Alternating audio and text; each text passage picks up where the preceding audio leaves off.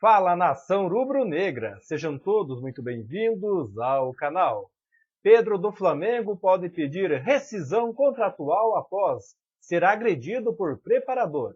Galera, então o atacante Pedro aí não esteve na reapresentação do Flamengo nesta segunda-feira.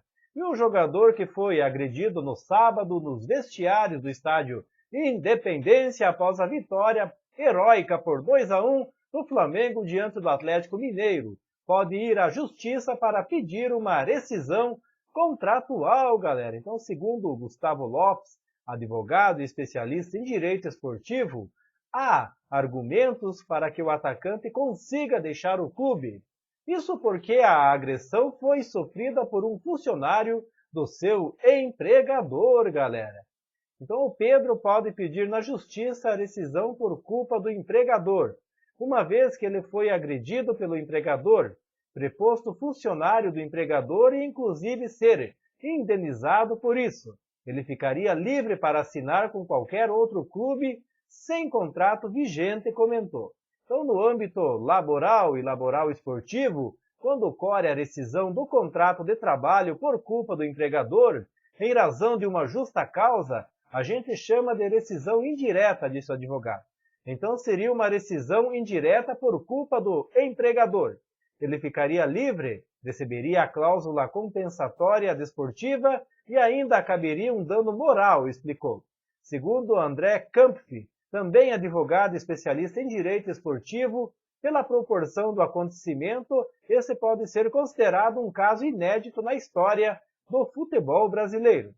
De uma agressão documentada dessa forma com tantas testemunhas como essa, com a confirmação e acompanhamento da imprensa, é um episódio muito grande, muito grave e, para mim, inédito. Sobre um possível pedido de rescisão de Pedro, Andrei também garante que o atacante pode pedir para deixar o clube e ainda receber todos os direitos que ele tem no contrato. Falou assim, ele pode pedir para ir embora e receber todos os direitos que ele tem. Isso está previsto tanto na Lei Pelé quanto na Lei Geral do Esporte e também dentro da CLT. Pedro, de 26 anos, soma 37 jogos na temporada com 26 gols marcados.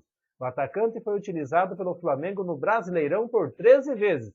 Por exceder o limite de partidas, 7 jogos não poderia ser utilizado no Nacional por outra equipe. Então aí, uma eventual rescisão o deixaria livre para assinar com qualquer clube do mundo, sem a necessidade de respeitar período determinado de transferência. O centroavante está no Flamengo desde 2020 e tem contrato até 2027. No início, então, desse mês, o clube rejeitou proposta milionária do Al Hilal da Arábia Saudita, Então, passando mais informação aí sobre o Zenit. O Zenit pede Pedro ou Vitor Hugo para liberar o Wendel, mas Flamengo recusa e vê Napoli entrar na briga aí, então, Então, o Flamengo quer o Wendel e a recíproca é verdadeira. Porém, a negociação com o Zenit está complicada. O Flamengo subiu a proposta para 16,8 milhões de euros, cerca de 87 milhões de reais, mas vê os russos irredutíveis com a pedida de 18 milhões de euros, 93 milhões de reais. Então, na última semana, houve reuniões diárias entre o staff de Wendel e a direção do Zenit. Inicialmente, os russos pediram 25 milhões de euros, cerca de 130 milhões de reais, mas aceitaram negociar por 18 milhões de euros, por 90%. Então, o Flamengo, que enviou a primeira proposta na casa dos 13 milhões de euros, esticou a corda até os 16,8 milhões de euros, nos últimos dias por 80% dos direitos do volante. Então, galera, a vontade do jogador de defender o Flamengo deixou o clube rubro-negro confiante aí em um desfecho positivo aí nos últimos dias da janela que se encerra nesta quarta-feira. Então, o cenário, porém, ganhou um novo complicador aí porque o Napoli entrou na disputa e ofereceu 25 milhões de euros. O Flamengo está ciente da proposta dos italianos, assim como o staff de Wendel. E o jogador que já acertou salários com o Flamengo prefere voltar, mesmo assim, ao Brasil. Então, na rodada de conversas, aí o Zenit chegou a dar ao Flamengo aí a opção de envolver jogadores na negociação. O clube russo disse que aceitaria o atacante Pedro ou o volante Vitor Hugo para liberar o Wendel, e o Flamengo recusou o pedido e seguiu tentando a liberação de outra forma. Pedro, inclusive, não compareceu ao treino aí desta segunda-feira. Ele que foi agredido aí por um soco pelo preparador físico Pablo Fernandes na noite de sábado, o atacante alegou dores no rosto e desconforto psicológico. Sem entrar em acordo com o Zenit, o Flamengo vê o tempo passar e entra em contagem regressiva para fechar aí a quarta contratação da janela. O goleiro Rossi, o atacante Luiz Araújo e o volante Alain foram as primeiras movimentações rubro-negra, né? E agora está tudo parado aí, né?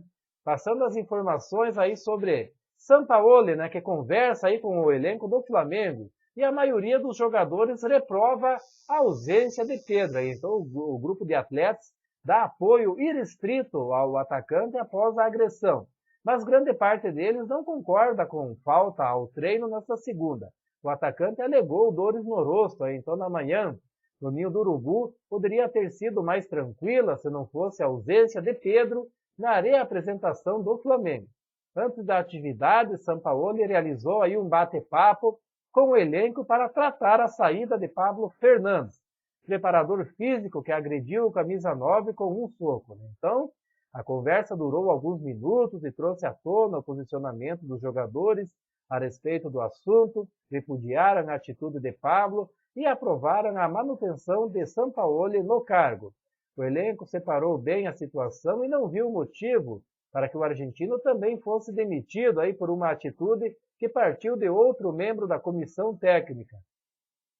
Então, no papo aí, Sampaoli reforçou que repudiou o ato de Pablo, além de ter falado sobre a boa fase que vive o Flamengo no momento, uma derrota em 21 jogos.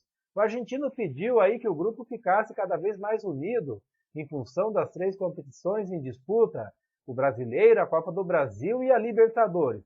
Sobre a competição continental, Sampaoli mais uma vez demonstrou confiança na presença do elenco na final, que acontecerá no Maracanã, e logo depois deu início ao treinamento com foco total no primeiro jogo das oitavas da Libertadores contra a Olímpia, na quinta-feira, às 21 horas, também no Maracanã. E Pablo Fernandes, além de ser preparador físico que acompanha o técnico desde 2019, era uma figura importante na comissão técnica de Sampaoli. Tinha voz ativa aí nas decisões e dava treinos com autonomia e tinha o trabalho muito elogiado no Ninho do Urubu. O filho de Pablo, Marcos Fernandes, também tem o cargo de preparador físico e permaneceu na comissão do argentino mesmo com a demissão do pai. O Flamengo entendeu que Marcos tem uma carreira separada e não pode ser penalizado por um erro que não foi seu, né? Isso está certo mesmo, né? Então a ausência de Pedro no treino, né? Então desde a agressão o elenco prestou apoio irrestrito a Pedro. E o volante Thiago Maia, o zagueiro Pablo e o atacante Everton Cebolinha, inclusive, foram até a delegacia em Belo Horizonte, visto que foram os que testemunharam o soco. Léo Pereira foi um dos atletas que prestou apoio publicamente ao companheiro através da rede social, né?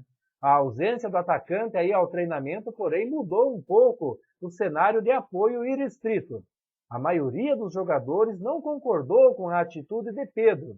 Além disso, alguns atletas se incomodaram com o lado fominha que o camisa 9 apresentou nos minutos que esteve em campo contra o Grêmio pela Copa do Brasil na semana passada, até tirando um gol do companheiro, né? Então, Pedro faltou o treino sem dar qualquer justificativa para a direção. A justificativa aconteceu somente horas depois, quando o clube entrou em contato com o jogador. O atacante relatou dores no rosto e não se sentiu confortável em ir ao clube, né? Então, fazer o quê, né? Então faz parte aí do negócio aí, né? Mas fazer o quê, né? Esperamos que dias melhores virão aí ao Flamengo, né? Mas é isso aí, nação rubro-negra. Quero agradecer a todos pela presença aqui no canal. Em breve voltarei com mais informações do Mengão. Um forte abraço a todos e até a próxima.